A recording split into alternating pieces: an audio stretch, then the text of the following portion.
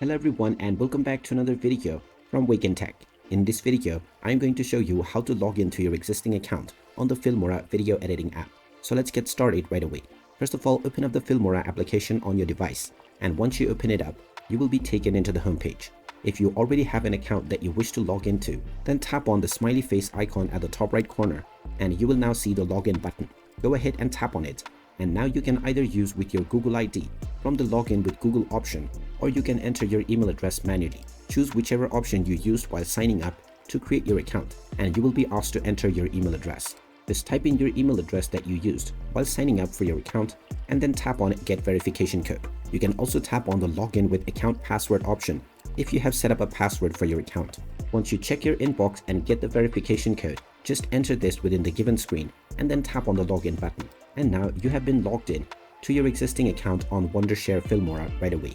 You can now use this account and you will also regain access to all of your previously saved projects. And there you have it. That is how easy it is to log into your existing account on the Filmora video editing app. If you find this video helpful, make sure you hit that like button and subscribe to our channel if you haven't done so already. Also ring that notification bell to never miss another update from us. Thank you for watching and I will see you again in the next video.